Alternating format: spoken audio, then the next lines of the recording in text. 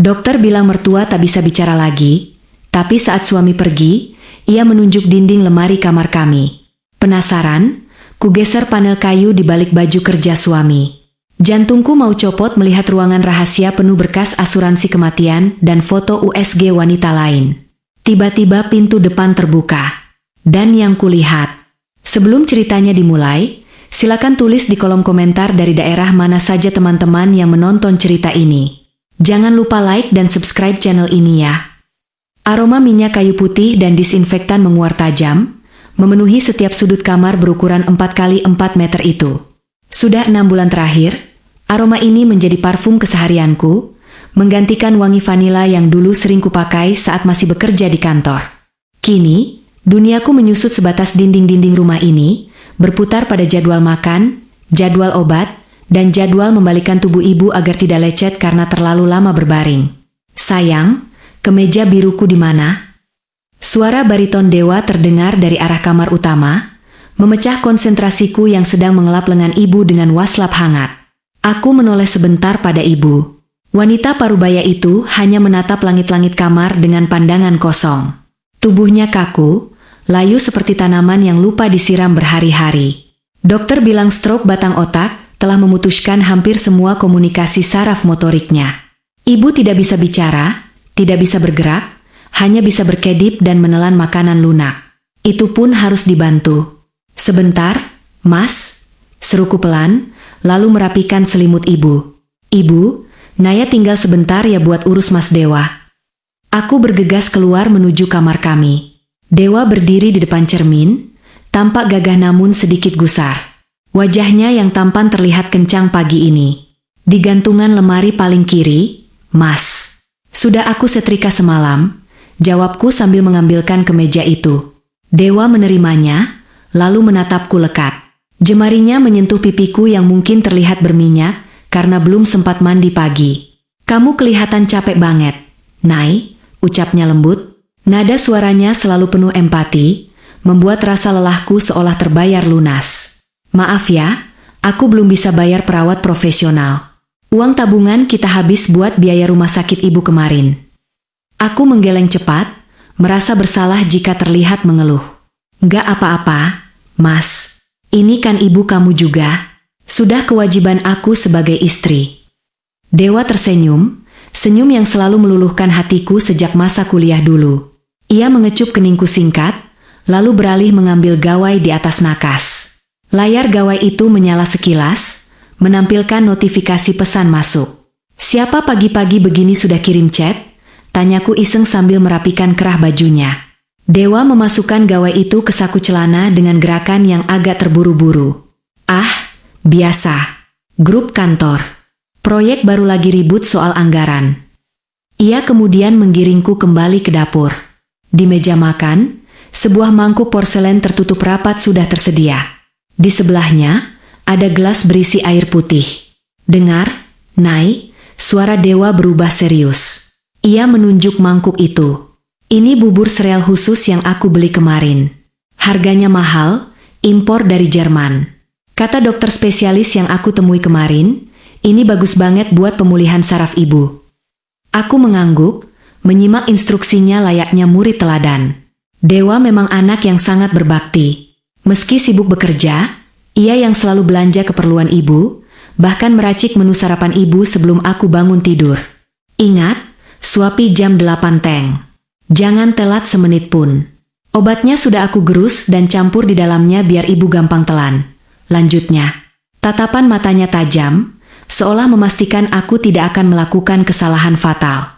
Kalau telat, khasiatnya hilang. Kamu sayang ibu, kan? Iya, Mas. Aku pasti tepat waktu. Bagus.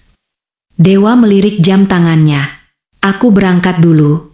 Kunci pintu depan. Jangan terima tamu siapapun kalau aku nggak ada di rumah. Suara deru mobil Dewa menjauh, meninggalkan keheningan yang mencekam di rumah besar ini. Rumah ini adalah warisan almarhum ayah mertua. Mewah, tapi terasa dingin. Sejak ibu sakit, Dewa memasang CCTV di ruang tamu dan teras. Alasannya demi keamanan karena hanya ada 2 wanita lemah di rumah ini. Tapi terkadang, Aku merasa kamera itu seperti mata dewa yang terus mengawasi gerak-geriku. Aku melirik jam dinding. Pukul 7.55. 5 menit lagi waktu makan ibu.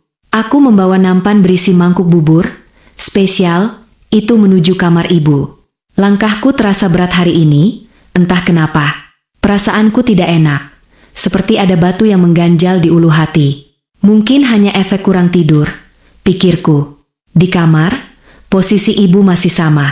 Matanya terbuka, menatap lurus ke arah jendela yang tirainya sedikit tersibak. Cahaya matahari pagi menerpa separuh wajahnya yang pucat. "Selamat pagi, Bu. Makan dulu ya," sapaku riang, berusaha menghidupkan suasana mati di ruangan itu.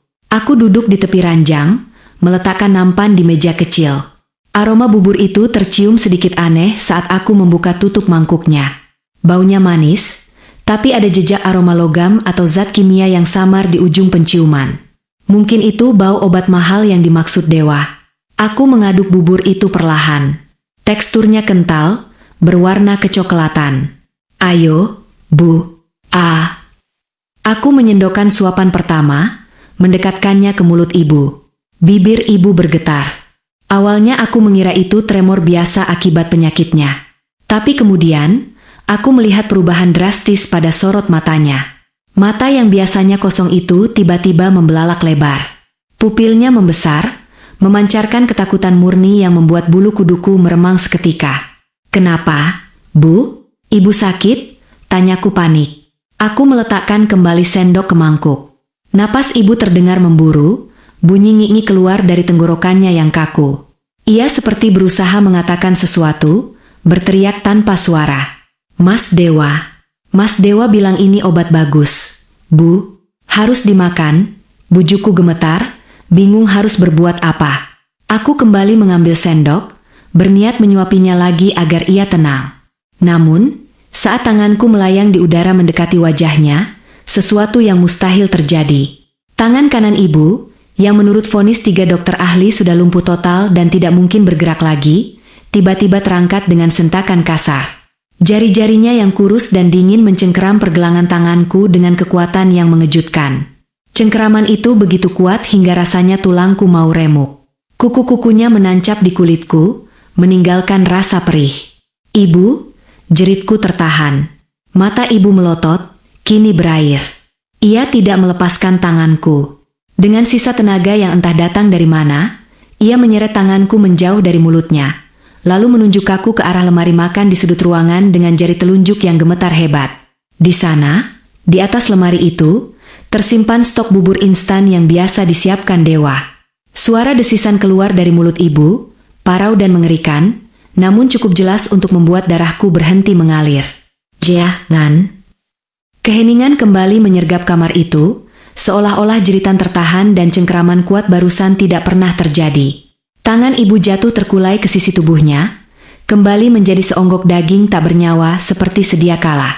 Dada wanita itu masih naik turun dengan cepat, namun matanya perlahan meredup, kembali kosong menatap langit-langit kamar, seakan energi hidupnya baru saja terkuras habis dalam 1 detik perlawanan tadi. Aku mundur beberapa langkah hingga punggungku menabrak lemari pakaian.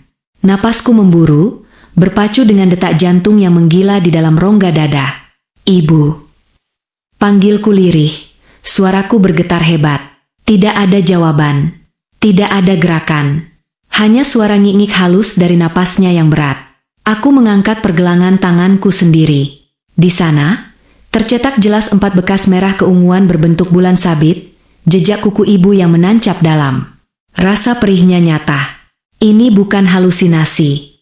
Ini bukan mimpi buruk akibat kelelahan mengurus rumah tangga. Ibu baru saja bergerak. Ibu baru saja bicara. Dan yang paling mengerikan, ibu baru saja melarangku menyuapkan bubur itu. Mataku beralih pada mangkuk porselen di atas meja kecil. Uap panas masih mengepul tipis dari permukaannya, membawa aroma manis yang kini terasa mual di perutku. Dewa bilang ini bubur sereal dari Jerman. Dewa bilang ini vitamin terbaik untuk saraf. Dewa adalah anak yang paling menyayangi ibunya di dunia ini, atau setidaknya itulah yang selama ini aku yakini. Lalu kenapa ibu terlihat begitu ketakutan? Kenapa tatapan matanya tadi seolah melihat malaikat maut? Dengan tangan yang masih gemetar, aku memberanikan diri mendekati meja itu lagi. Bukan untuk menyuapi ibu, melainkan untuk memeriksa apa yang sebenarnya ada di dalam mangkuk itu. Aku mengambil sendok yang tadi sempat terjatuh di nampan, lalu mulai mengaduk bubur kental itu perlahan. Teksturnya lengket, seperti lem kanji yang dimasak terlalu matang. Warnanya coklat muda, sewajarnya bubur sereal gandum. Namun, saat aku menyendok bagian dasar mangkuk, gerakan tanganku terhenti. Ada gumpalan kecil yang belum larut sempurna. Aku mengangkat sendok itu mendekat ke arah cahaya jendela. Gumpalan itu bukan gandum. Itu adalah serbuk berwarna biru pucat yang menggumpal karena air panas. Warnanya sangat kontras dengan warna coklat bubur. Obat apa yang warnanya biru? Gumamku pada diri sendiri. Setahuku, obat rutin ibu yang diresepkan dokter semuanya berwarna putih atau kuning pucat. Dan Dewa bilang dia sudah menggerus obat itu sampai halus. Aku mendekatkan hidung ke mangkuk, mengabaikan rasa pusing yang tiba-tiba menyerang. Di balik aroma perisa vanila yang menyengat dari bubur itu, tercium bau lain yang samar. Bau tajam, sedikit menyengat seperti cairan pembersih lantai atau racun serangga yang berusaha disamarkan. Jantungku serasa berhenti berdetak. Pikiran liarku mulai merangkai skenario yang menakutkan, namun logikaku berusaha menepisnya mati-matian. Nggak mungkin Mas Dewa, dia suami yang soleh. Dia yang membiayai pengobatan ibu sampai jual mobil. Naya, kamu jangan gila. Mungkin ini hanya vitamin baru? Mungkin sereal Jerman memang begini warnanya? Aku butuh kepastian. Aku tidak bisa menuduh suamiku sendiri, hanya berdasarkan asumsi dan ketakutan paranoid. Aku butuh bukti pembanding. Tadi ibu menunjuk ke arah lemari makan. Tempat Dewa menyimpan persediaan makanan khusus ibu. Aku melirik sekilas ke sudut plafon kamar. Lampu indikator merah pada CCTV berkedip pelan. Aku sadar, aku sedang diawasi. Jika Dewa memeriksa rekaman ini nanti dan melihatku mengaduk-aduk bubur alih-alih menyuapinya, dia pasti akan marah besar. Dia akan menuduhku membangkang. Aku harus bertindak cerdas. Makanannya masih terlalu panas ya, Bu? Naya dinginkan sebentar di dapur. Ya, ucapku keras-keras, berpura-pura bicara pada ibu demi didengar oleh mikrofon CCTV. Aku memasang senyum palsu yang kaku, berharap Dewa tidak sedang memantau secara langsung, live, dari kantornya. Dengan langkah cepat, aku membawa nampan itu keluar kamar, menuju dapur kotor yang letaknya di bagian belakang rumah, satu-satunya area yang tidak terjangkau kamera pengawas. Sesampainya di dapur, aku meletakkan nampan di meja granit dengan kasar. Napasku lega sejenak. Aku segera berlari kecil menuju tempat sampah di bawah wastafel. Dewa tadi meracik bubur ini di sini sebelum berangkat. Bungkusnya pasti masih ada. Tanganku mengais tumpukan sampah basah sisa sayuran kemarin. Rasa jijik aku abaikan. Aku harus menemukan bungkus sereal Jerman itu. Dapat. Aku menarik sebuah kotak karton kecil yang sudah remuk. Tulisan di kemasannya memang bahasa asing, tapi bukan bahasa Jerman. Ini bahasa yang tidak aku kenal, mungkin Rusia atau Eropa Timur. Namun yang membuat darahku berdesir bukanlah bahasanya, melainkan gambar ilustrasi di kotak itu. Gambarnya bukan mangkuk sereal gandum yang sehat. Gambar di kotak itu adalah ilustrasi tikus. Tikus dengan tanda silang merah di atasnya. Lututku lemas seketika. Aku merosot ke lantai dapur yang dingin, mencengkeram kotak itu erat-erat. Ini racun tikus. Racun tikus jenis serbuk yang biasa dicampur ke umpan makanan. Air mataku menetes tanpa izin. Seluruh tubuhku menggigil hebat. Jadi selama ini bubur mahal yang setiap pagi disiapkan Dewa. Ting. Suara notifikasi gawai di saku dasterku berbunyi nyaring, memecah keheningan dapur dan membuatku hampir melempar kotak racun itu saking kagetnya. Dengan tangan gemetar, aku merogoh saku dan melihat layar gawai. Satu pesan baru masuk. Dari Sonko. Jantungku rasanya mau meledak saat membaca isi pesan singkat itu. Isinya bukan pertanyaan, tapi sebuah pernyataan dingin yang seolah tahu apa yang sedang terjadi detik ini juga. Mas Dewa. Sayang, aku lihat di aplikasi CCTV, kok kamu bawa buburnya ke dapur belakang? Kenapa nggak langsung disuapin? Jangan macem-macem ya, Nay. Ibu harus makan sekarang. Aku pantau dari sini, Pesan singkat di layar gawai itu terasa seperti leherku yang dijerat kawat berduri. Dingin, tajam, dan mematikan. Dewa sedang melihatku. Detik ini juga, mataku menyapu sekeliling dapur dengan panik. Tidak ada CCTV di sini, tapi pintu dapur terhubung langsung dengan ruang tengah yang diawasi kamera. Jika aku tidak segera keluar membawa mangkuk itu, Dewa akan semakin curiga. Jika aku keluar dan tidak menyuapkan bubur itu ke ibu, Dewa akan marah. Tapi jika aku menyuapkannya, aku adalah pembunuh. Aku terjebak. Dengan tangan gemetar hebat, aku mengambil sendok plastik bekas nasi kotak di rak piring. Aku menyendok sedikit bubur spesial itu, bubur beracun itu, lalu memasukkannya ke dalam plastik klip kecil bekas wadah obat yang kebetulan ada di saku dasterku. Aku butuh bukti. Sisanya, aku menyalakan keran air wastafel sekencang mungkin, menyiram isi mangkuk itu hingga larut terbawa air menuju saluran pembuangan. Jantungku berpacu gila-gilaan saat melihat bubur kecoklatan itu menghilang di lubang wastafel. Hilang sudah racun itu, tapi masalah belum selesai. Mangkuk ini kosong. Apa yang harus aku berikan pada ibu? Aku membuka lemari makan dapur dengan kasar, mencari apapun yang warnanya mirip. Ada sereal gandum instan biasa milikku. Aku menyeduhnya kilat dengan air panas dispenser, mengaduknya asal-asalan.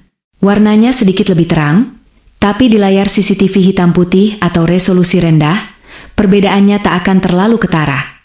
Semoga. DRT. DRT. Gawai di saku kembali bergetar. Kali ini panggilan masuk. Nama, suamiku, berkedip-kedip di layar. Aku menarik napas panjang, berusaha menekan rasa mual dan takut yang mendesak naik ke tenggorokan. Aku menekan tombol hijau. Halo, Mas? Suaraku terdengar serak, jelek sekali. Kenapa lama banget di dapur? Kamu lagi ngapain? Suara Dewa terdengar tenang, namun ada nada dingin yang menusuk di sana. Bukan nada marah yang meledak, tapi nada seorang majikan yang menginterogasi pencuri. Itu, Mas. Tadi buburnya tumpah sedikit, jadi aku bersihkan meja dulu. Bohongku. Terus aku tambahkan air sedikit karena terlalu kental. Oh. Hening sejenak. Jeda yang menyiksa. Ya sudah. Cepat masuk kamar. Ibu butuh nutrisi itu segera. Jangan sampai dingin. Mas. Aku tidak tahan. Mulutku bergerak lebih cepat dari otakku. Tadi aku buang bungkusnya di tong sampah. Aku lihat gambarnya kotikus ya, Mas. Ada tanda silang merahnya. Itu beneran makanan? Hening lagi, kali ini lebih lama. Aku bisa mendengar suara napas Dewa di ujung telepon. Lalu, terdengar tawa kecil. Tawa yang meremehkan. Astaga, Naya. Kamu ini benar-benar. Ya, ucapnya dengan nada geli yang dibuat-buat. Itu merek Mickey Mouse. Sayang, itu produk organik dari Eropa Timur. Di budaya sana, tikus tanah itu lambang ketahanan fisik. Gambar silang itu artinya anti penyakit, bukan racun. Kamu ini, kadang kampungan banget sih. Nggak bisa baca bahasa asing, main ambil kesimpulan sendiri. Tea, tapi baunya menyengat. Mas, kayak bahan kimia. Nada suara Dewa berubah drastis. Tawa itu lenyap, digantikan suara berat yang menekan mental. Naya, dengar aku. Kamu itu capek. Kamu kurang tidur sudah berbulan-bulan urus ibu. Orang yang kurang tidur itu gampang halusinasi. Indra penciuman kamu rusak. Otak kamu paranoid. Masa suami sendiri kamu curigai mau meracuni ibunya? Logika kamu di mana? Air mataku menetes. Dia memutarbalikkan segalanya.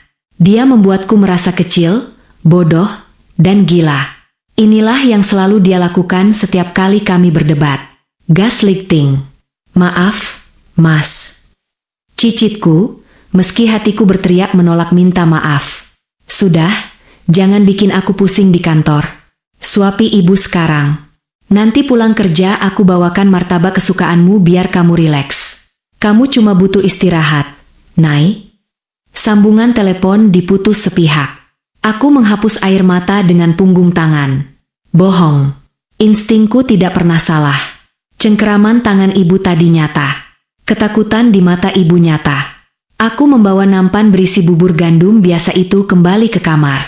Saat melintasi ruang tengah, aku menunduk, menghindari tatapan lensa kamera CCTV di pojok plafon. Masuk ke kamar ibu, suasananya masih tegang.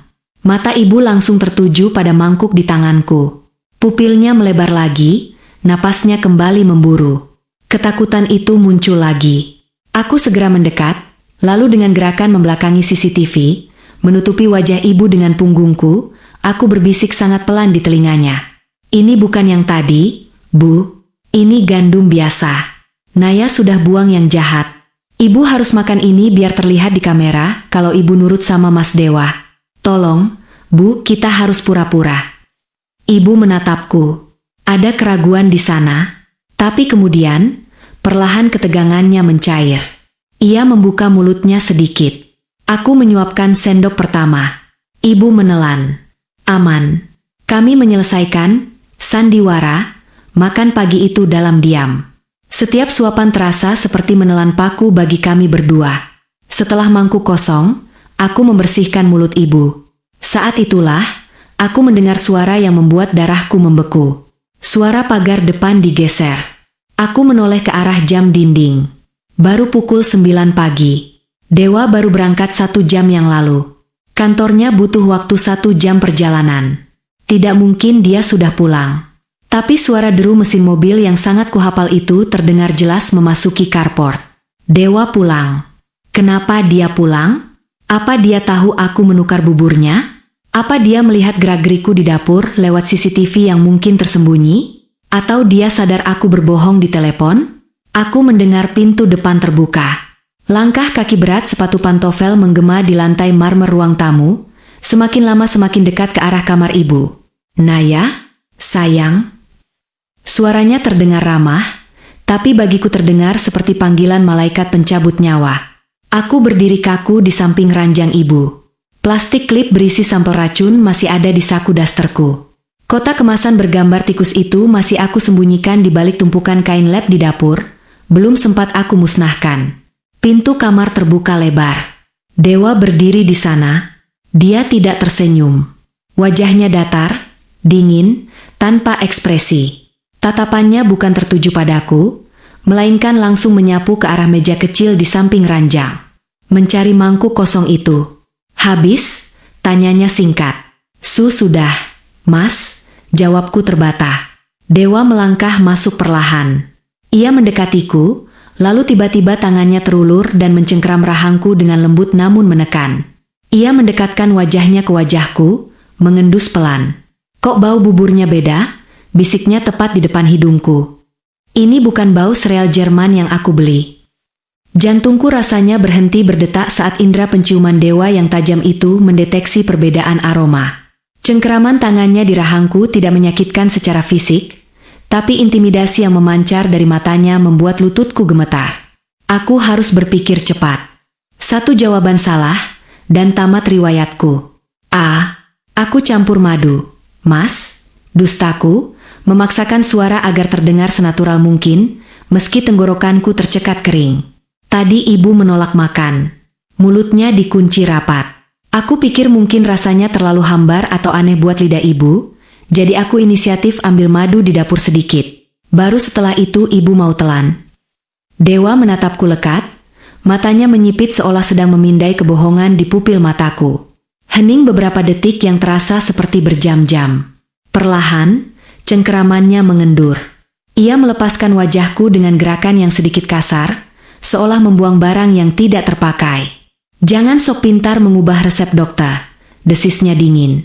Ia berdiri tegak, merapikan lengan kemejanya. Obat itu sudah diformulasikan khusus. Kalau dicampur bahan lain, reaksi kimianya bisa berubah. Kamu mau ibu mati? Pertanyaan itu terdengar ironis sekali. Ironi yang memuakan hingga rasanya aku ingin muntah tepat di wajahnya yang tampan itu. Maaf, Mas. Aku cuma panik karena ibu gak mau makan. Jawabku menunduk, memainkan peran istri bodoh yang penurut. Dewa mendengus kesal. Ia berjalan menuju nakas di samping tempat tidur kami, menyambar adaptor pengisi daya laptop yang tertinggal, alasan sesungguhnya kenapa ia pulang mendadak.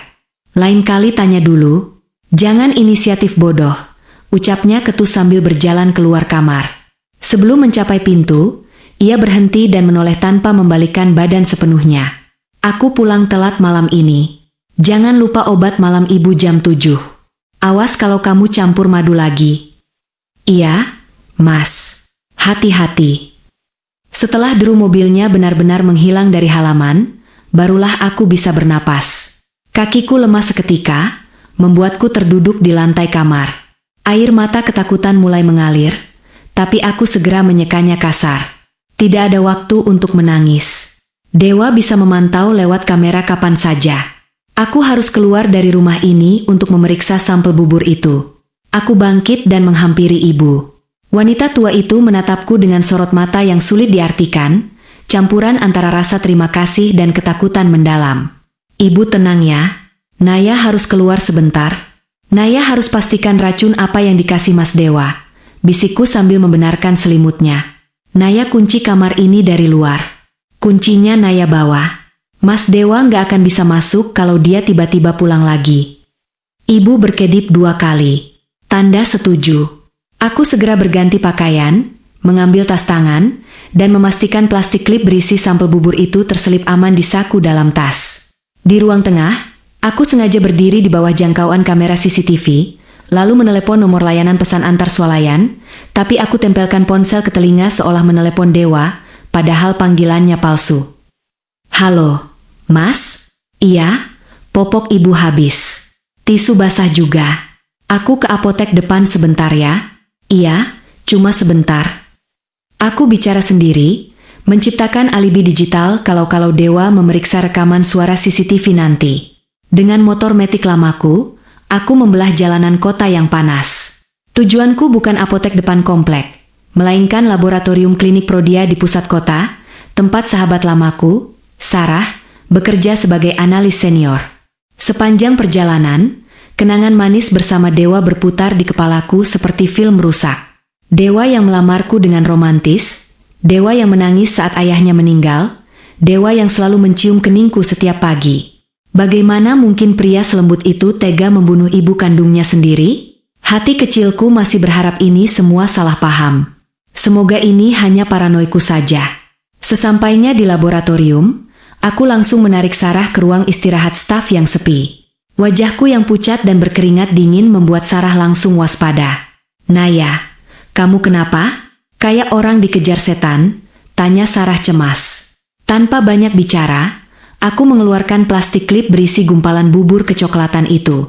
Sar, tolong aku. Cek ini sekarang. Aku butuh tahu kandungan apa yang ada di dalamnya. Ini soal nyawa. Melihat keseriusanku, Sarah tidak banyak bertanya. Ia membawa sampel itu ke ruang analisa. Aku menunggu di koridor dingin itu selama 45 menit yang paling menyiksa dalam hidupku. Aku meremas tanganku sendiri sampai memutih. Berdoa pada Tuhan agar hasilnya hanyalah vitamin kedaluarsa atau semacamnya. Pintu ruang lab terbuka. Sarah keluar. Wajahnya tidak lagi cemas, tapi pucat pasi. Ia memegang selembar kertas hasil cetak sementara dengan tangan gemetar. Ia menatapku dengan pandangan ngeri. Naya? Suaranya berbisik, seolah takut dinding bisa mendengar. Kamu dapat ini dari mana? Itu makanan ibu mertuaku. Jawabku lirih. Mas Dewa yang buat. Sarah menutup mulutnya dengan tangan, matanya terbelalak. Ia menarikku duduk, lalu menyodorkan kertas itu. Banyak istilah kimia yang tidak ku mengerti, tapi penjelasan Sarah berikutnya menghancurkan duniaku hingga berkeping-keping. Nay, di dalam sampel ini hampir tidak ada nutrisinya sama sekali. Jelas Sarah dengan suara bergetar. Kandungan utamanya adalah Brodifacoum. Itu antikoagulan super kuat yang biasa dipakai untuk racun tikus. Dan yang lebih gila lagi, ada campuran diazepam dosis letal. Duniaku runtuh. Lantai tempatku berpijak seolah hilang. Maksudnya, ini pembunuhan berencana yang sangat rapi. Naya, tekan Sarah, mencengkeram bahuku. Obat penenang, diazepam, itu membuat ibumu lumpuh, lemas, dan tidak bisa melawan atau berteriak. Sementara racun tikus itu bekerja pelan-pelan mengencerkan darahnya. Kalau ini dikonsumsi rutin selama seminggu saja, ibumu akan mengalami pendarahan internal hebat. Pembuluh darah di otaknya akan pecah, dan dokter akan mengira itu serangan stroke susulan yang wajar. Tidak akan ada yang curiga. Aku membekap mulutku menahan jeritan pilu. Tangis yang kutahan akhirnya pecah. Bukan tangis sedih, tapi tangis kehancuran hati seorang istri yang menyadari suaminya adalah iblis berwajah malaikat. Suamiku, pria yang kucintai, sedang merencanakan kematian ibunya sendiri dengan cara yang paling keji. Berapa lama? Tanyaku di sela isak tangis. Berapa lama ibu sudah makan ini? Melihat konsentrasinya, mungkin baru beberapa hari. Tapi Naya, Sarah menatapku lebih intens. Kini ada ketakutan lain di matanya. Ada satu hal lagi yang aneh. Apa? Aku menemukan residu mifepristone dalam jumlah kecil di sampel itu. Aku mengernyit, menyeka air mata. Obat apa itu? Sarah menelan ludah susah payah. Itu obat penggugur kandungan, Nay. Obat aborsi. Kenapa ada obat aborsi di makanan wanita tua yang sudah menopause? Aku terdiam. Otakku buntu. Tidak masuk akal. Untuk apa Dewa mencampur obat aborsi ke makanan ibu? Kecuali, tiba-tiba, sebuah realisasi mengerikan menghantam kepalaku seperti palu godam. Ingatanku melayang pada kejadian 2 hari lalu. Saat itu aku mengeluh sakit kepala dan mual. Dewa dengan sangat perhatian membuatkan aku teh hangat. Rasanya sedikit pahit, tapi dia bilang itu teh herbal mahal. Dan pagi ini, sisa bubur itu. Dewa tidak hanya menyiapkan bubur itu untuk ibu. Panci di dapur, dia memasaknya dalam jumlah banyak. Sarah. Suaraku nyaris hilang ditelan ketakutan. Coba cek, apa obat itu bereaksi kalau yang memakannya sedang hamil muda? Sarah mengangguk pelan, wajahnya sedih. Sangat bereaksi. Itu akan meluruhkan janin dalam hitungan jam. Tanganku sontak memegang perutku yang rata. Aku memang telat datang bulan 2 minggu ini, tapi belum berani tes kehamilan. Jadi, bubur itu bukan cuma untuk membunuh ibu. Racikan di dapur itu juga disiapkan untukku. Dewa tidak menginginkan anak dariku. Dia sedang membersihkan semua beban hidupnya sekaligus. Ting! Gawaiku berbunyi. Pesan masuk dari Dewa. Aku membukanya dengan tangan gemetar hebat. Tidak ada kata-kata. Hanya sebuah foto. Foto pintu kamar ibu yang tadi kukunci rapat. Kini pintu itu sudah terbuka lebar, kuncinya rusak dijebol paksa. Dan di tengah kamar itu, kursi roda ibu kosong. Motor metikku meraung membelah jalanan aspal, melaju jauh di atas batas kecepatan aman. Klakson kendaraan lain bersahutan memaki cara berkendaraku yang nekat, tapi aku tidak peduli. Angin kencang menampar wajahku yang basah oleh air mata dan keringat dingin, namun rasa takut di dadaku jauh lebih menusuk daripada angin apapun. Foto itu. Foto kursi roda kosong dan pintu yang rusak. Dewa, apa yang kamu lakukan pada ibumu sendiri? Sampai di depan pagar rumah, aku melempar motor begitu saja di halaman rumput. Tidak peduli ia ambruk menimpa pot bunga. Aku berlari menerobos pintu depan yang tidak terkunci. Ibu, Mas Dewa, teriakku histeris. Rumah itu hening, mencekam. Aku berlari menuju kamar ibu. Benar seperti di foto. Pintu kamar itu rusak pada bagian kuncinya, kayu di sekitar gagang pintu retak dan terkelupas, tanda dibuka dengan tendangan atau hantaman benda keras. Di dalam, kasur berantakan, kursi roda kosong, lemari pakaian terbuka setengah, beberapa baju ibu hilang. Ibu. Kakiku lemas. Aku merosot di ambang pintu, memeluk lutut. Bau minyak kayu putih masih tertinggal, tapi sosok wanita tua yang rapuh itu sudah lenyap. Sudah puas keluyurannya? Suara itu muncul dari arah ruang tengah. Datar, tenang, tanpa emosi. Aku menoleh cepat. Dewa duduk di sofa kulit hitam favoritnya, menyilangkan kaki sambil menyesap secangkir kopi. Matanya tidak menatapku, melainkan fokus pada layar televisi yang menayangkan berita sore dengan volume bisu. Mana ibu, Mas? Aku bangkit dan menerjang ke arahnya, mencengkeram kerah kemejanya. Kamu bawa kemana ibu? Dewa meletakkan cangkir kopinya perlahan ke meja. Bunyi denting porselen terdengar nyaring di ruangan yang sunyi itu. Ia menatapku, lalu dengan gerakan santai menepis tanganku dari bajunya seolah aku adalah kotoran debu.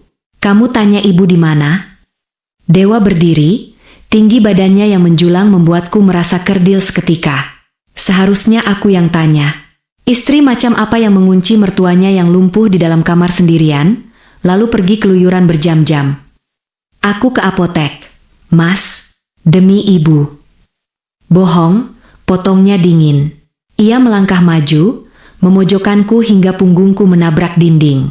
"Aku cek CCTV apotek komplek. Kamu nggak ada di sana. Kamu pergi kemana, Naya? Ketemu selingkuhanmu?" "Mas, demi Tuhan. Ibu panik karena kamu tinggal." Dewa memotong lagi, suaranya meninggi sedikit, penuh manipulasi. "Ibu jatuh dari tempat tidur. Kepalanya berdarah. Aku pulang, aku dobrak pintu, aku temukan ibu tergeletak di lantai sambil menangis tanpa suara." Napas Dewa menerpa wajahku. Ia menatapku dengan sorot mata kecewa yang dibuat-buat, sorot mata yang dulu selalu berhasil membuatku merasa bersalah. "Aku sudah bawa ibu ke panti rehabilitasi tertutup di luar kota. Di sana ada perawat profesional yang 24 jam menjaga. Bukan menantu tidak becus yang malah keluyuran saat mertuanya sekarat." "Nggak mungkin." Aku menggeleng lemah. "Ibu nggak mungkin jatuh.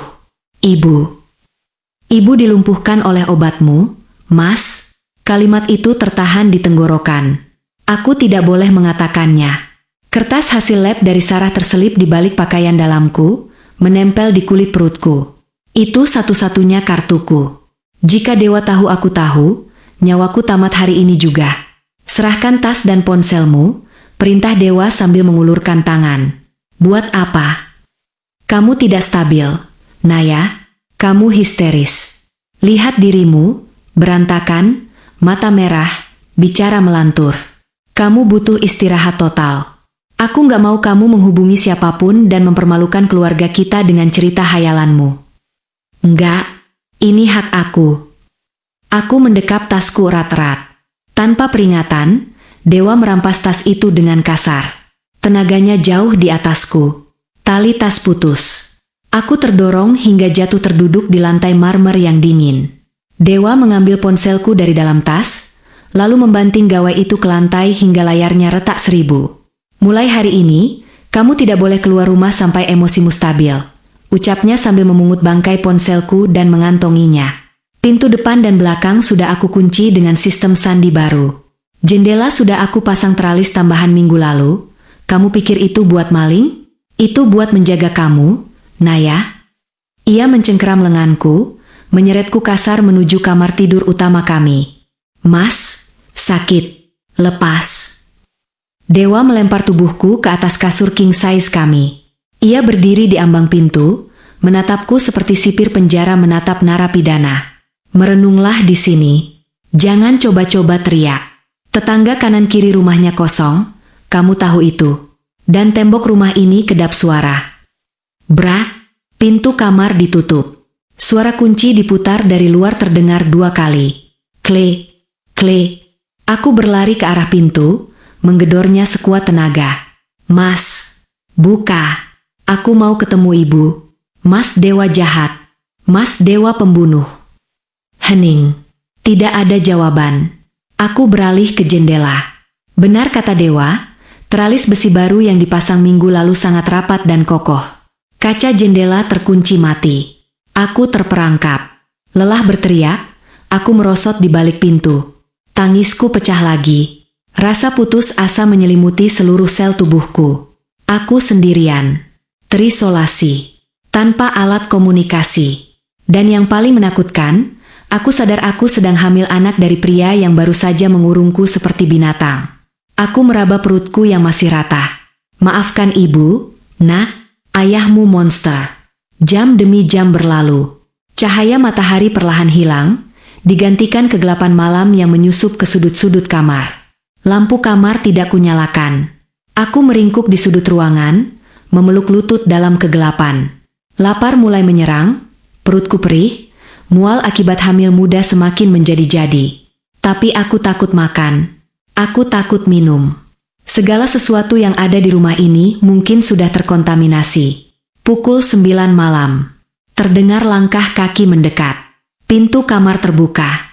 Cahaya lampu ruang tengah menyilaukan mataku yang terbiasa gelap. Dewa berdiri di sana membawa nampan. Segelas susu hangat dan sepiring nasi goreng. Baunya harum, membuat perutku berkeriuk memalukan. Makan, perintahnya. Ia meletakkan nampan di meja rias, lalu duduk di tepi ranjang, menatapku yang masih meringkuk di lantai. Aku menggeleng. Aku nggak lapar. Makan, Naya, suaranya melembut, tapi itu justru lebih mengerikan. Kamu pucat. Nanti sakit. Kalau kamu sakit, siapa yang urus rumah nanti kalau ibu sudah pulang? Aku nggak mau, teriakku. Isinya apa? Racun tikus lagi? Atau obat penggugur kandungan? Dewa terdiam. Wajahnya berubah kaku. Oh, jadi kamu sudah tahu? Bisiknya pelan. Senyum tipis, senyum yang sangat mengerikan, perlahan terbit di bibirnya.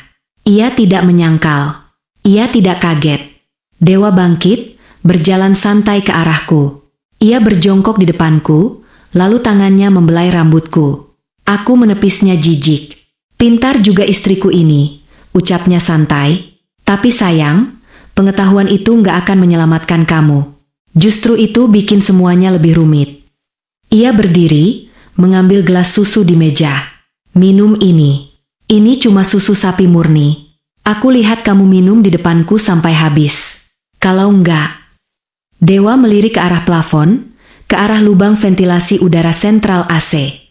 Kalau enggak, ibu yang akan tidur selamanya malam ini. Kamu pikir ibu benar-benar di panti jompo? Mataku membelalak. Ibu masih di sini? Dewa tertawa kecil. Ia menunjuk lantai, tepatnya ke arah karpet tebal di bawah tempat tidur kami. Rumah ini punya ruang bawah tanah tua bekas gudang anggur ayah, Naya. Kedap suara. Lembab, dan banyak tikus. Aku menjerit tertahan, menutup mulutku. Minum, perintahnya lagi, menyodorkan gelas susu itu paksa ke bibirku. Atau aku matikan kipas angin di ruang bawah tanah itu sekarang juga. Ibu bisa kehabisan napas dalam 10 menit. Dengan air mata bercucuran dan tangan gemetar, aku meraih gelas itu. Aku tidak punya pilihan. Demi ibu, aku meneguk susu itu. Rasanya hambar, tapi bagiku rasanya seperti menelan kepahitan nasib. Dewa menatapku puas sampai tetes terakhir. Anak pintar, ucapnya. Ia mengambil gelas kosong itu. Tidurlah yang nyenyak. Besok kita mulai hidup baru. Tanpa ibu. Dan tanpa janin parasit itu. Dewa keluar, mengunci pintu lagi. Aku merangkak naik ke atas kasur, tubuhku mulai terasa berat. Kelopak mataku seperti diganduli timah. Susu itu, pasti ada obat tidurnya. Saat kesadaran mulai hilang, di tengah keheningan malam yang pekat, telingaku menangkap suara sayup-sayup. Bukan dari bawah tanah, tapi dari arah dinding lemari pakaian built-in yang menempel di tembok. To, jeda, to. Itu kode. Kode ketukan yang sering kulakukan di meja makan kalau sedang bercanda dengan ibu dulu. 3 ketukan cepat. Suara itu bukan dari bawah tanah. Dewa berbohong soal gudang bawah tanah. Suara itu berasal dari balik tembok lemari. Ada ruang rahasia di balik kamar ini. Dan ibu ada di sana. Rasa kantuk itu datang seperti ombak pasang yang ganas, berusaha menenggelamkan kesadaranku ke dasar lautan hitam. Kelopak mataku terasa seberat beton. Namun, suara ketukan berirama dari balik dinding lemari itu terus berdenging di telingaku, menjadi satu-satunya tali penyelamat yang menahanku agar tidak hanyut. To. Ibu. Itu pasti ibu. Dewa pembohong. Dia bilang ibu di ruang bawah tanah penuh tikus untuk mematahkan mentalku, padahal dia menyembunyikan ibu di tempat yang paling dekat namun tak terjangkau. Ruang rahasia di balik kamar utama ini. Aku harus tetap sadar. Demi ibu. Demi janin di perutku.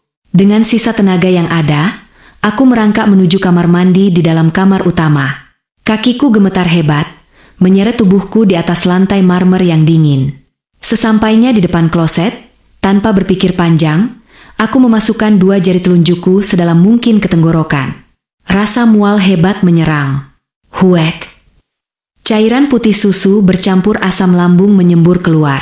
Aku melakukannya lagi. Dan lagi. Hingga perutku terasa diperas kering dan kerongkonganku perih terbakar. Air mata mengalir deras, tapi perlahan, kabut tebal di kepalaku mulai menipis. Obat tidur itu belum sepenuhnya terserap darah. Aku masih punya kesempatan. Aku membasuh wajah dengan air dingin, menampar pipiku sendiri 2 kali agar tetap terjaga. Bangun, Naya, bangun. Aku berjalan sempoyongan kembali ke arah lemari pakaian besar yang tertanam di dinding, built-in wardrobe. Lemari kayu jati tua peninggalan mertua ini memang sangat besar dan dalam.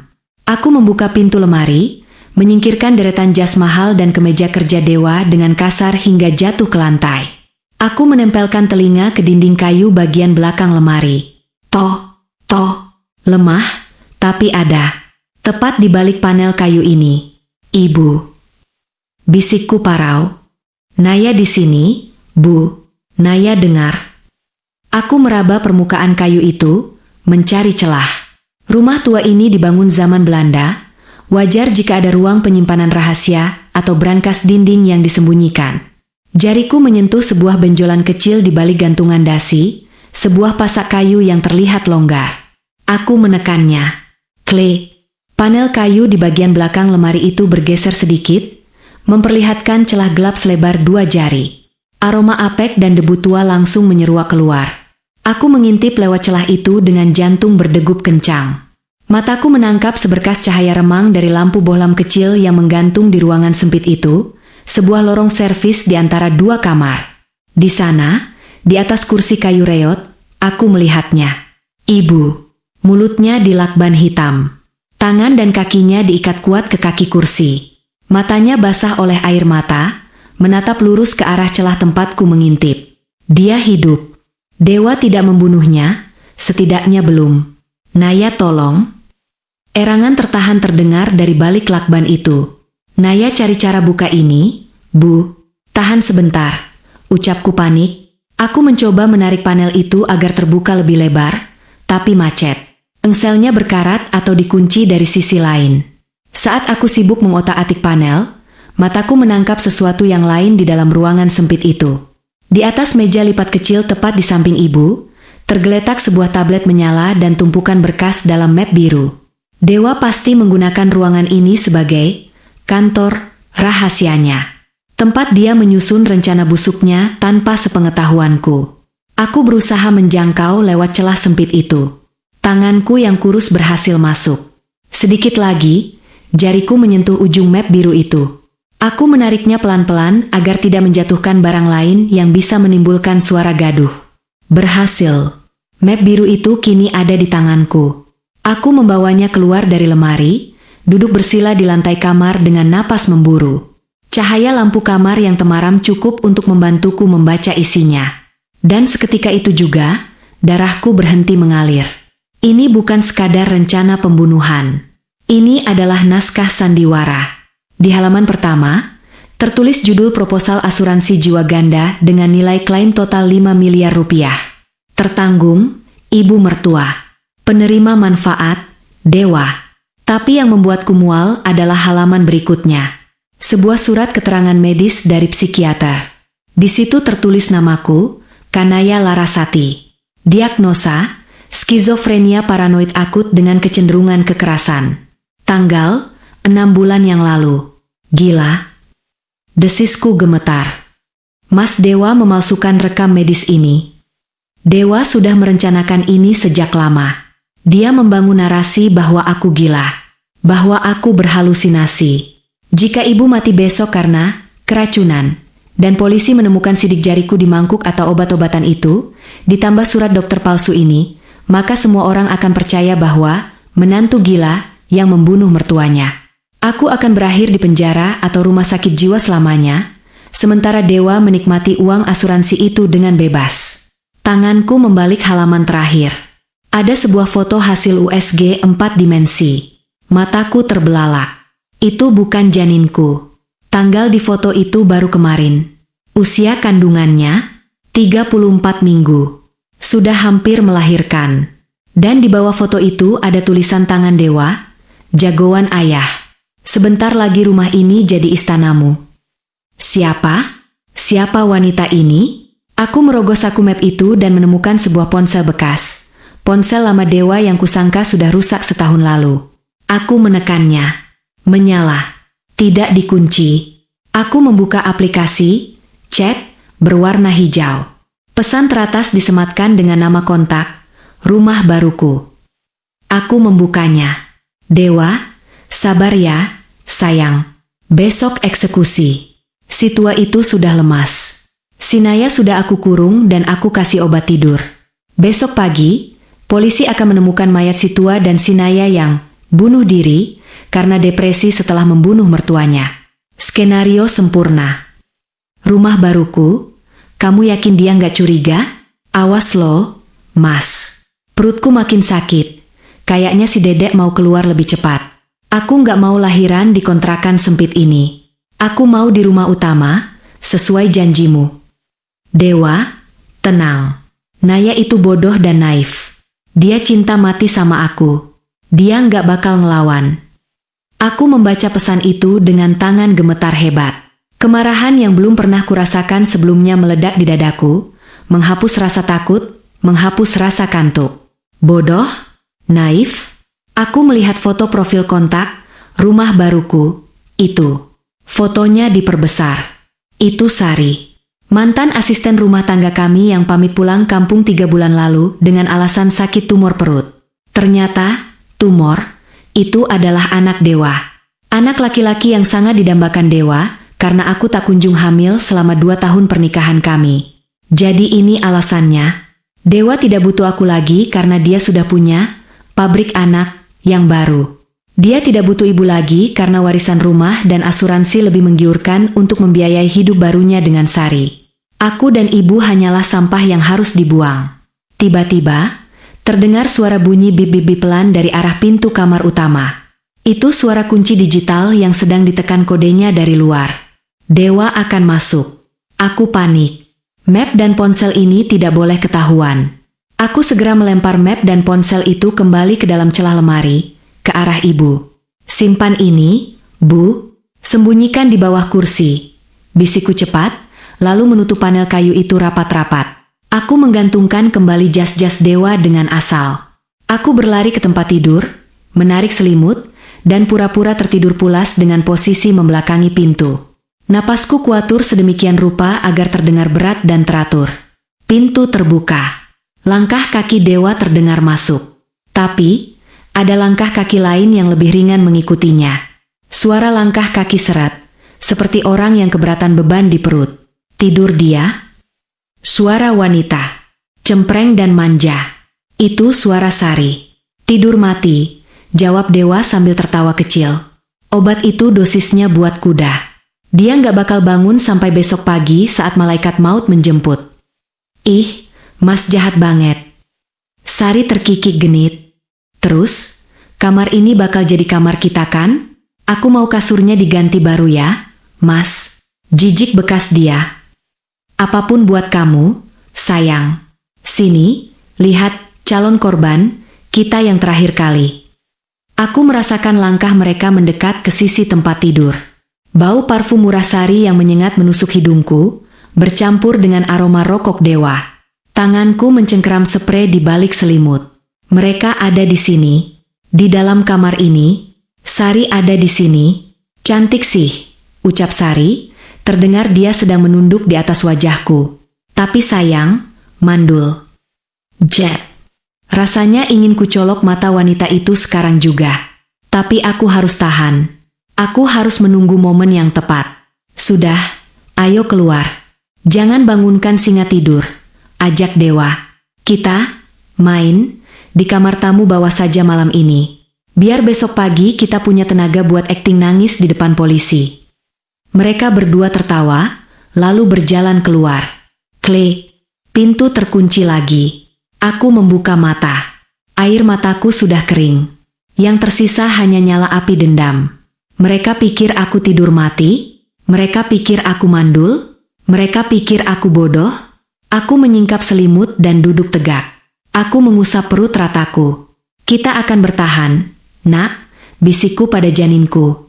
Dan kita akan buat ayahmu dan pelakor itu menyesal pernah melahirkan rencana ini. Mataku tertuju pada panel lemari lagi. Aku punya bukti.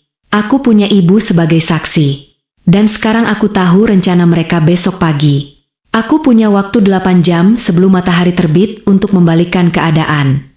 Ini bukan lagi soal bertahan hidup. Ini soal perang. 8 jam. Hanya itu waktu yang kumiliki sebelum Dewa kembali ke kamar ini untuk menyelesaikan tugasnya. Membuatku terlihat bunuh diri setelah membunuh ibu. Begitu suara langkah kaki Dewa dan Sari menghilang di lantai bawah, aku melompat turun dari kasur. Adrenalin membanjiri tubuhku, mengusir sisa-sisa rasa kantuk akibat obat tidur yang sebagian besar sudah kumuntahkan tadi. Tidak ada waktu untuk gemetar. Tidak ada waktu untuk takut. Aku kembali ke lemari pakaian, membuka panel rahasia itu dengan hati-hati. Ibu. Bisikku di kegelapan celah sempit itu. Ibu menatapku.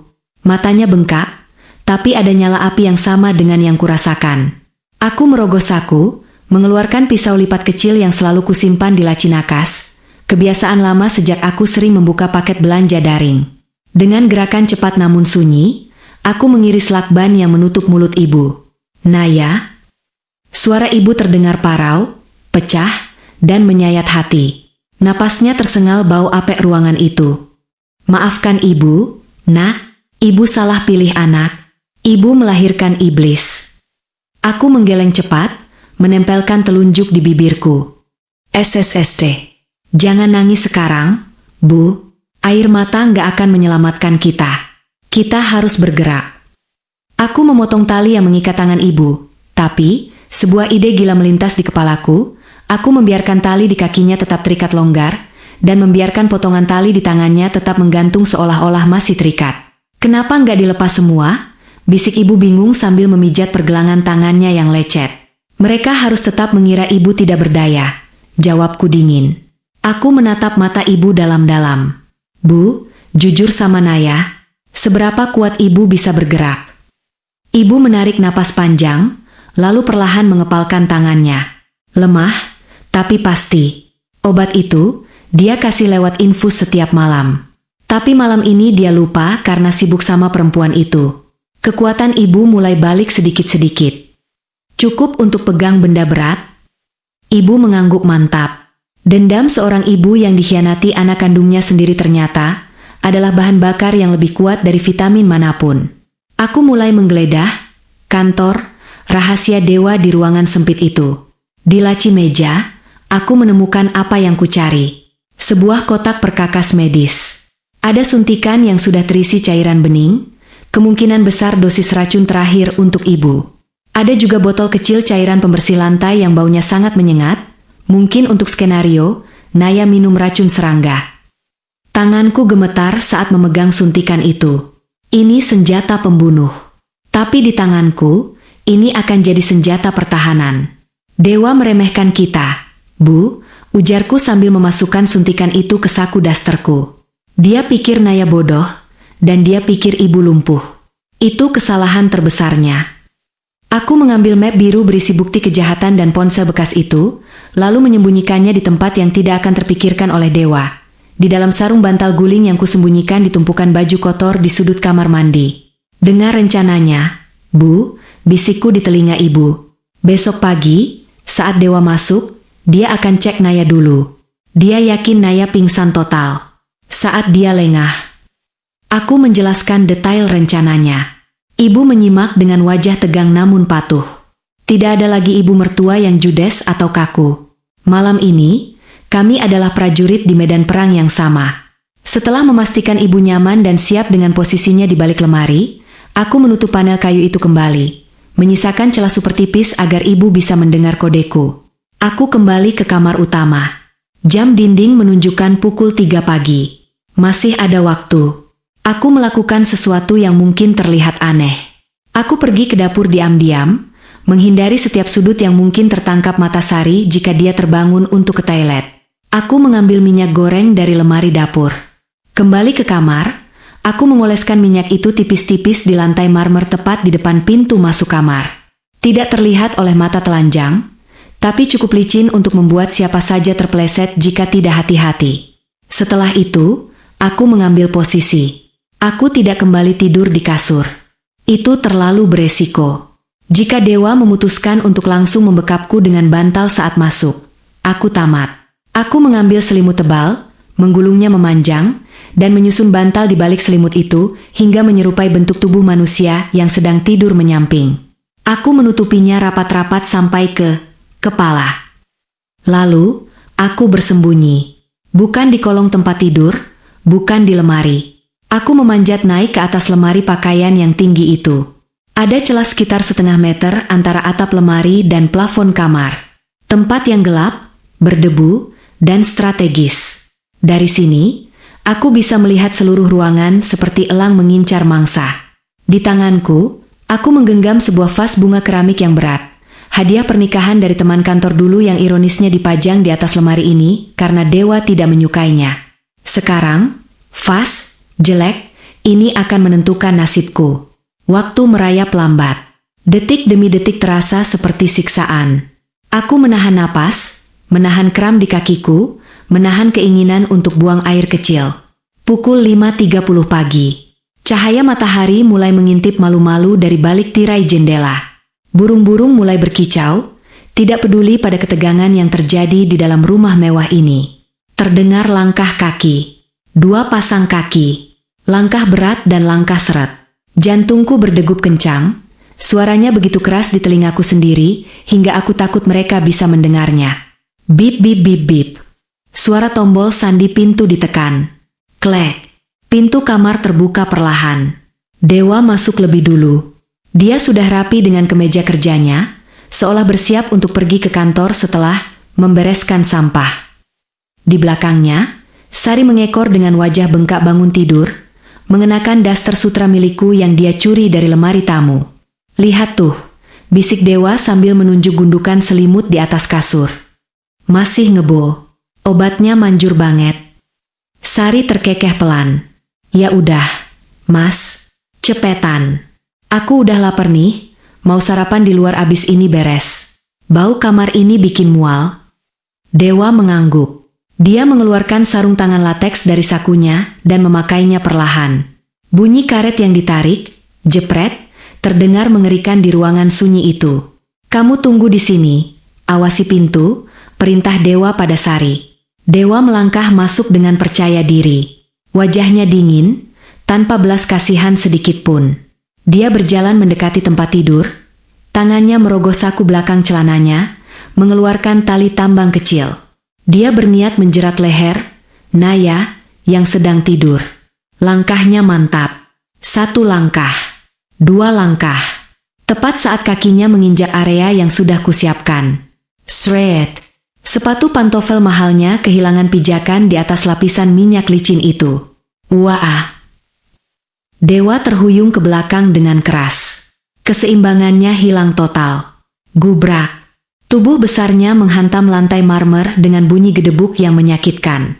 Kepalanya membentur kaki ranjang kayu jati yang keras. Mas Dewa, pekik Sari kaget dari ambang pintu. Dewa mengerang kesakitan, memegangi kepala belakangnya. Dia masih sadar, tapi pusing hebat pasti menyerangnya. Matanya berkunang-kunang menatap langit-langit. Dan saat itulah, dia melihatku. Mata kami bertemu. Aku, yang berjongkok di atas lemari tinggi, menatapnya dengan vas bunga keramik seberat 3 kilogram yang sudah terangkat tinggi di atas kepala. Wajah Dewa berubah pucat pasi. Matanya melotot seolah melihat hantu. Naya? Aku tidak memberinya kesempatan untuk berpikir. Selamat pagi, suamiku, desisku dingin. Aku melepaskan vas itu. Gravitasi melakukan sisanya. Praang. Suara keramik pecah beradu dengan tulang manusia terdengar begitu mengerikan, menggema di seluruh penjuru kamar. Vas bunga itu menghantam bahu kiri Dewa dengan keras sebelum akhirnya jatuh dan hancur berkeping-keping di lantai marmer. Aarg. Dewa meraung. Tubuhnya mengejang hebat di lantai yang licin karena minyak.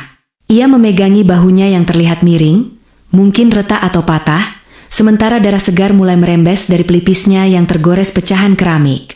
Ia berusaha bangkit, tapi kakinya tergelincir lagi di atas lapisan minyak goreng yang tak kasat mata itu. Ia jatuh kembali, mendengus kesakitan seperti banteng yang terluka. "Mas Dewa!" Sari menjerit histeris di ambang pintu.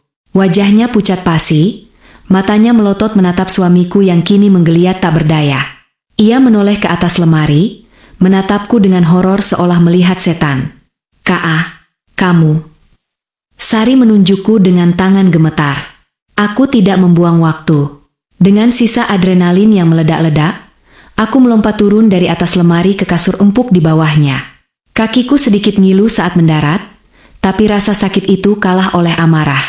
Aku berguling turun dari kasur, menyambar pecahan vas keramik yang runcing di lantai. Sari mundur selangkah, berniat lari keluar kamar. Tapi gerakannya kalah cepat. "Jangan bergerak atau aku sobek perutmu," teriakku, mengacungkan pecahan keramik itu tepat ke arahnya. Langkah Sari terhenti seketika. Tangan refleksnya memeluk perut buncitnya secara protektif. Napasnya memburu. "Jangan, Nai. Aku hamil, ada anak Mas Dewa di sini. Anak haram yang kalian rencanakan untuk mengganti anakku, kan?" desisku, melangkah maju mendekatinya. Mataku berkilat nyalang. "Tutup pintunya, Sari. Kunci. Sekarang." Tapi. "Sekarang," bentakku. Sari, dengan air mata ketakutan membanjiri pipinya, menurut. Ia menutup pintu kamar dan memutar kuncinya dengan tangan gemetar. "Sekarang kami bertiga terkurung di sini." "Sialan, Naya." Dewa mengerang dari lantai. Ia mencoba duduk, matanya merah menahan sakit dan amarah. "Dasar wanita gila, aku bunuh kamu." Dewa merogoh saku celananya dengan tangan kanan yang masih sehat. Ia mencari pisau lipat atau apapun yang bisa dijadikan senjata. "Hentikan, Dewa." Suara itu bukan dariku. Suara itu berat, berwibawa, dan datang dari arah dinding lemari. Dewa dan Sari membeku. Mereka menoleh pelan ke arah lemari pakaian. Panel kayu di bagian belakang lemari bergeser terbuka perlahan. Kriet. Dari kegelapan celah rahasia itu, sebuah kursi roda didorong keluar. Di atasnya, duduk sosok yang seharusnya lumpuh, bisu, dan tak berdaya. Namun kini, sosok itu duduk tegak. Di pangkuannya, tergeletak sebuah tablet yang menyala merekam segala kejadian sejak tadi. "Ibu," bisik Dewa. Wajahnya yang tadi merah karena marah, kini berubah menjadi seputih kertas. Bibirnya bergetar hebat. "Bukannya ibu lumpuh, bisu, mati, potong ibu." Suaranya serak karena lama tak digunakan, tapi tajam seperti sembilu. "Itu maumu, kan, anak durhaka?" Sari menjerit kecil, menutup mulutnya. Ia mundur sampai punggungnya menempel pintu, seolah ingin menembus kayu itu saking takutnya. "Hantu, itu hantu." "Aku belum mati, Sari," ucap ibu dingin, matanya menatap perut Sari dengan jijik. "Tuhan masih memberiku nyawa untuk melihat betapa busuknya sperma yang kukandung dan kulahirkan puluhan tahun lalu." "Ibu." Dewa mencoba merangkak mendekat, entah untuk minta ampun atau menyerang. "Dewa bisa jelaskan, ini semua salah paham." "Salah paham?" teriakku. Aku mengeluarkan suntikan berisi cairan bening dari saku dasterku, suntikan yang kutemukan di ruang rahasia Dewa tadi malam. Aku membuka tutup jarumnya dengan gigiku. "Ini apa, Mas? Salah paham?" Aku mengacungkan jarum suntik itu ke arah Dewa. "Ini dosis terakhir buat ibu, kan? Yang kamu siapkan buat pagi ini?" Dewa terdiam. Jakunnya naik turun. "Ikat dia, Nai, perintah ibu." Tegas. Aku melempar tali tambang, yang tadi dibawa Dewa untuk menjerat leherku, ke arah Sari. "Ikat tangan suamimu. Sekarang, perintahku pada Sari." Sari menggeleng panik. "Enggak, aku enggak berani." "Pilih, Sari," ancamku sambil mendekatkan jarum suntik itu ke leher Dewa yang masih terduduk lemas. "Kamu ikat dia, atau aku suntikan racun ini ke leher ayah bayimu sekarang juga, biar anakmu lahir yatim." Sari menangis meraung-raung, tapi dia tidak punya pilihan. Mentalnya hancur. Dengan sesenggukan, dia berlutut di dekat dewa yang masih meringis memegangi bahunya. "Maafin aku, Mas, maafin aku." Isak Sari sambil melilitkan tali itu ke tangan dan kaki dewa. Dewa tidak melawan. Rasa sakit di bahunya dan syok melihat ibunya bangkit dari kubur membuat jiwanya runtuh. Dalam 5 menit, dewa terikat di kaki ranjang. Sari duduk meringkuk di sudut kamar, gemetar ketakutan di bawah todongan pecahan keramik di tanganku. Ruangan itu hening, hanya terdengar napas kami yang memburu. "Sekarang apa?" tanya ibu, suaranya mulai melemah. Tenaganya pasti sudah habis.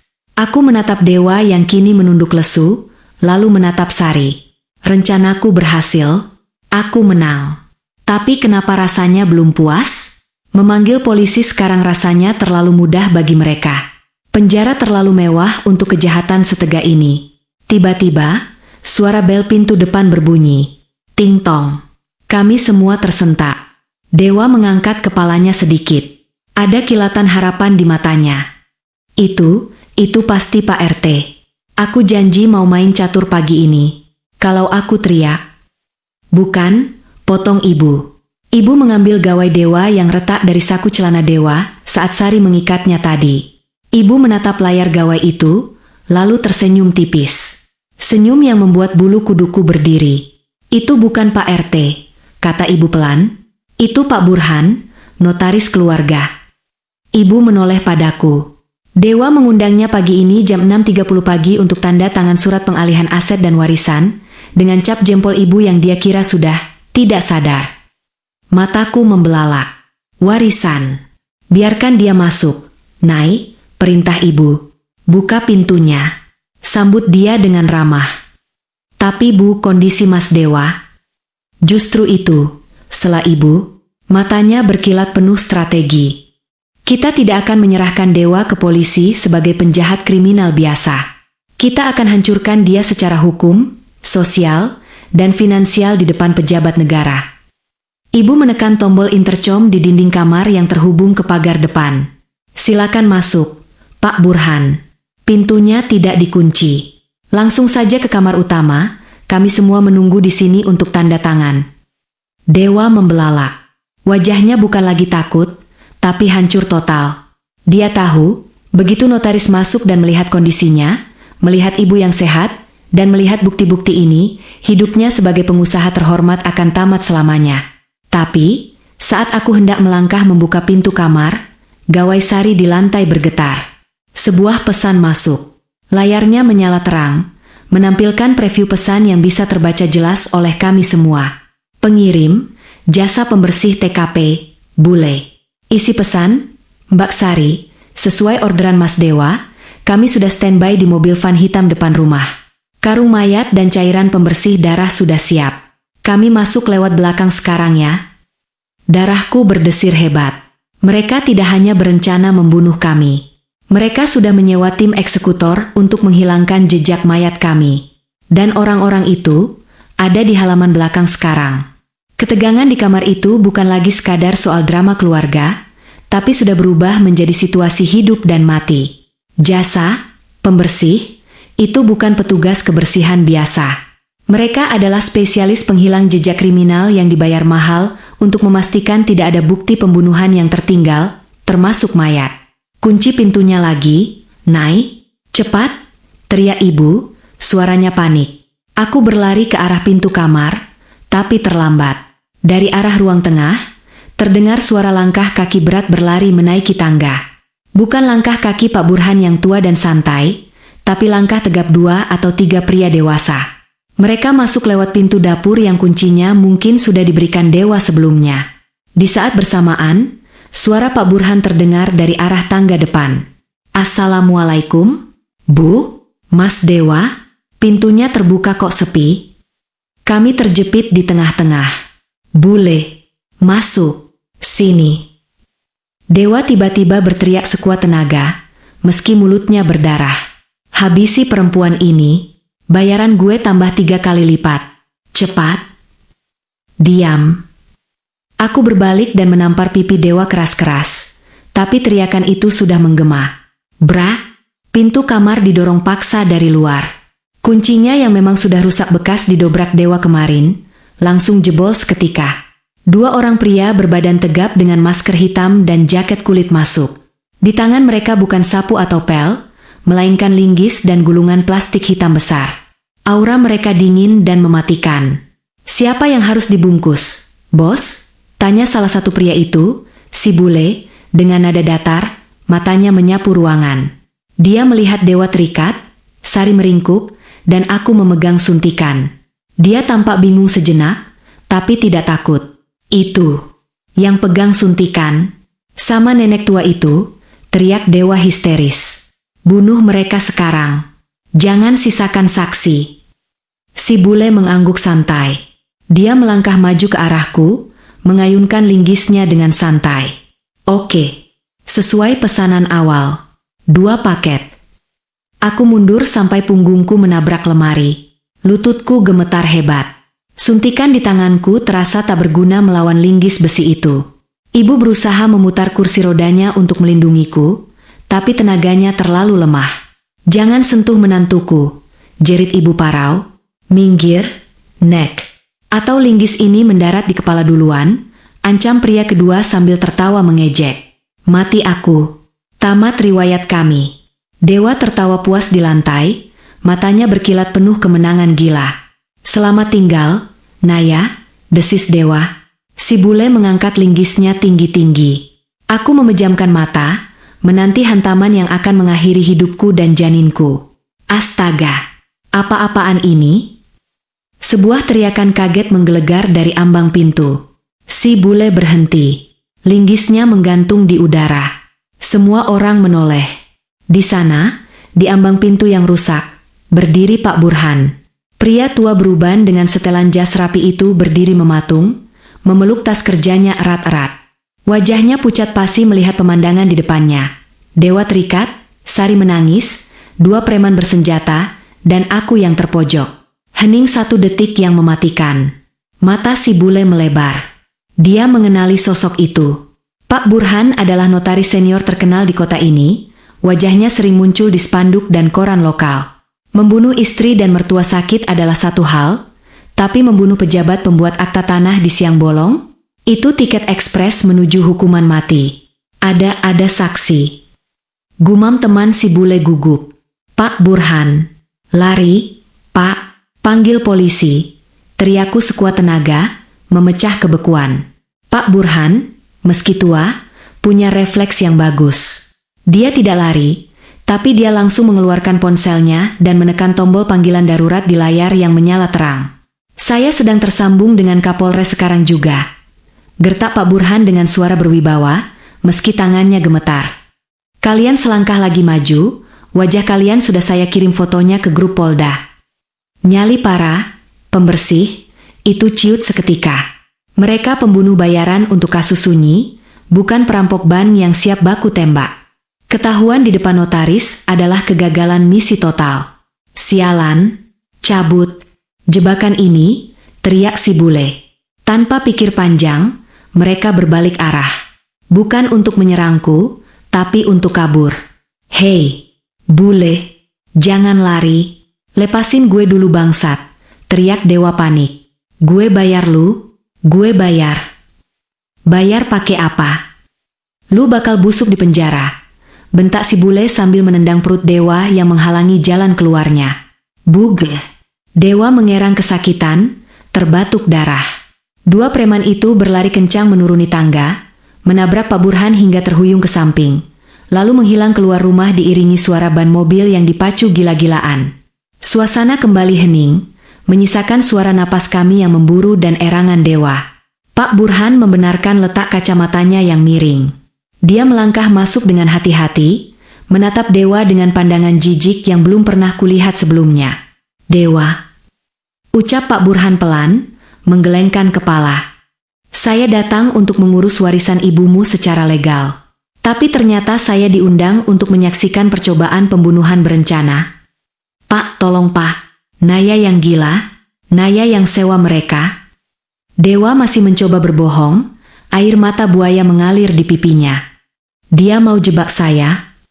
"Cukup," Dewa, potong ibu. Ibu menjalankan kursi rodanya mendekati Pak Burhan. Dia menyerahkan tablet di pangkuannya. Pak Burhan, tolong pegang ini. Ini rekaman CCTV kamar sejak 30 menit lalu. Rekaman suara Dewa memesan pembunuh bayaran, rekaman pengakuan Sari, dan rekaman dia mencoba membunuh saya dan Naya. Pak Burhan menerima tablet itu dengan hormat.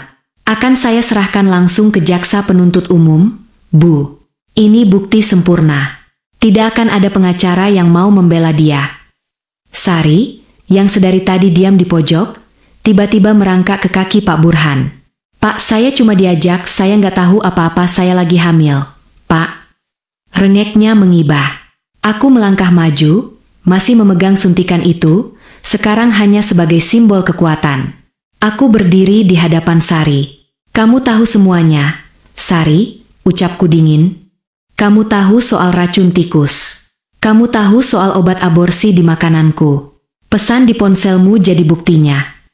Aku menoleh ke arah Dewa yang kini terbaring tak berdaya, wajahnya hancur, bahunya patah, dan harga dirinya luluh lantak. Pria yang dulu kucintai, pria yang kuanggap imam, kini tak lebih dari sampah di lantai kamarku sendiri. Dari kejauhan, terdengar suara sirine mobil polisi mendekat. Meraung-raung membelah keheningan pagi. Tetangga pasti sudah melapor melihat preman lari, atau Pak Burhan benar-benar menelepon polisi. Aku berjongkok di samping wajah Dewa. Aku menatap matanya lekat-lekat. Ingat kata-katamu semalam, Mas, bisikku pelan. Kamu bilang mau, hidup baru, pagi ini. Dewa menatapku dengan tatapan kosong. Selamat menikmati hidup barumu, lanjutku sambil tersenyum tipis. Di penjara, seumur hidup, bersama tikus-tikus sungguhan yang kamu sukai itu. Dewa memejamkan mata, air mata kekalahan menetes. Dia tahu, kali ini, dia benar-benar kalah. Polisi berseragam mulai menyerbu masuk ke rumah. Angkat tangan, jangan bergerak. Aku menjatuhkan suntikan itu ke lantai. Aku berdiri tegak, memeluk bahu ibu. Kami selamat, kami menang. Tapi perang belum benar-benar selesai. Aku masih harus memastikan satu hal terakhir sebelum bab ini ditutup. Nasib anak dalam kandungan Sari dan nasib anak dalam kandunganku. 6 bulan kemudian. Mengadili, menyatakan terdakwa I, Sadewa Anggara, terbukti secara sah dan meyakinkan bersalah melakukan tindak pidana percobaan pembunuhan berencana terhadap ibu kandung dan istri. Suara hakim ketua bergema di ruang sidang yang penuh sesak. Udara terasa berat, namun bagiku, rasanya seringan kapas.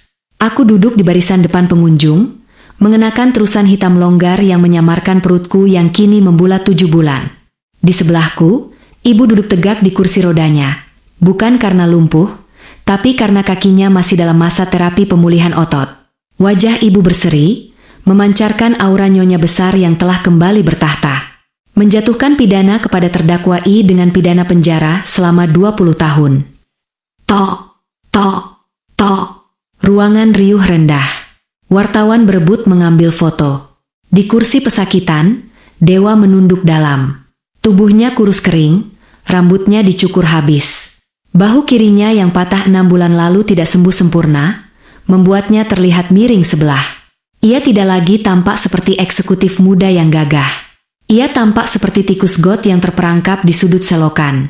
Sementara di kursi terdakwa kedua, Sari menangis histeris. Ia baru saja melahirkan 2 minggu lalu di klinik rutan. Hakim menjatuhkan vonis 8 tahun penjara untuknya sebagai pembantu kejahatan. Bayinya, anak laki-laki yang begitu didambakan Dewa, kini diserahkan ke dinas sosial karena keluarga Sari di kampung menolak merawat anak aib itu. Polisi mulai menggiring Dewa keluar. Saat melewati pagar pembatas, langkah Dewa terhenti. Ia menoleh ke arahku. Mata kami bertemu. Tidak ada lagi arogansi di sana. Hanya ada kekosongan yang gelap.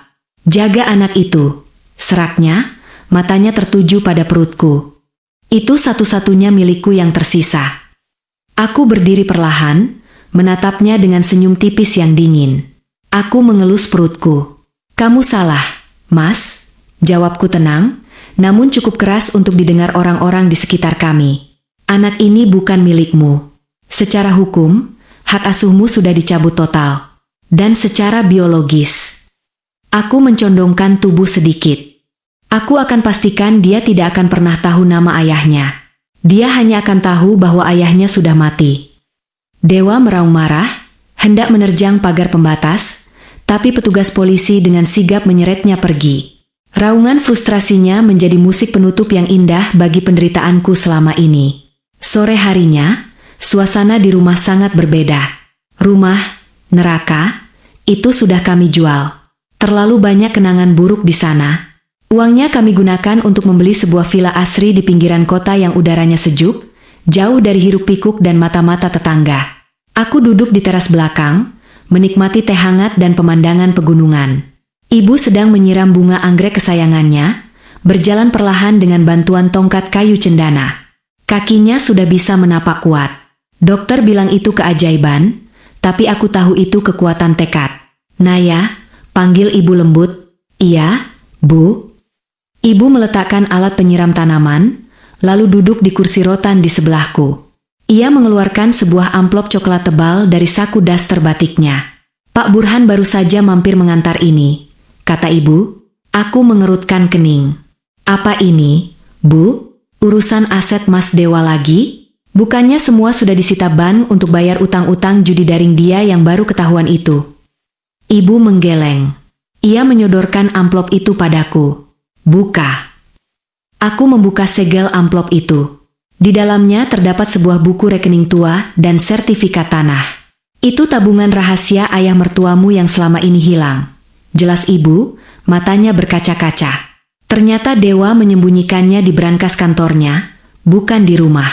Polisi menemukannya saat penyitaan. Isinya, cukup untuk membiayai hidup cucu ibu sampai lulus kuliah di luar negeri, bahkan sampai dia punya cucu lagi. Aku ternganga melihat deretan angka 0 di buku rekening itu. Ini buat Naya. Buat kamu dan anakmu, ibu menggenggam tanganku erat. Sebagai ganti air matamu. Sebagai ganti rasa sakitmu. Kamu yang menyelamatkan nyawa ibu, Nay. Harta ini tidak ada artinya dibanding keberanian kamu melawan iblis itu. Air mataku menetes.